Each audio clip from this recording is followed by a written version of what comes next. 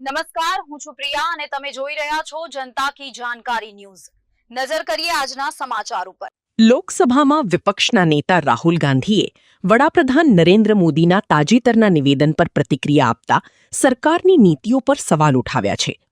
રાહુલ ગાંધીએ જણાવ્યું હતું કે વડાપ્રધાન દ્વારા નાગરિકોને સોનું ખરીદવામાં સંયમ રાખવા, વિદેશ પ્રવાસ ઘટાડવા અને પેટ્રોલનો ઓછો ઉપયોગ કરવા કરાયેલી અપીલ દેશની આર્થિક પરિસ્થિતિ અંગે ચિંતા દર્શાવે છે। તેમણે સોશિયલ મીડિયા પોસ્ટમાં લખ્યું હતું કે લોકો પર સતત ત્યાગ અને બચતનો ભાર મૂકવામાં આવી રહ્યો છે। તેમણે વધુમાં કહ્યું કે સરકાર પોતાની જવાબદારીમાંથી બચવા માટે સામાન્ય નાગરિકો પર ભાર મૂકી રહી છે। રાહુલ ગાંધીએ દાવો કર્યો કે છેલ્લા કેટલાક વર્ષોમાં દેશ એવી સ્થિતિમાં પહોંચ્યો છે જ્યાં લોકોના રોજિંદા ખર્ચ અને જીવનશૈલી અંગે પણ સલાહ આપવાની જરૂર પડી રહી છે। આ નિવેદન બાદ રાજકીય વર્તુળોમાં ચર્ચા તેજ બની છે અને સરકાર તથા વિપક્ષ વચ્ચે આ મુદ્દે આરોપ પ્રત્યારોપનો દોર શરૂ થયો છે।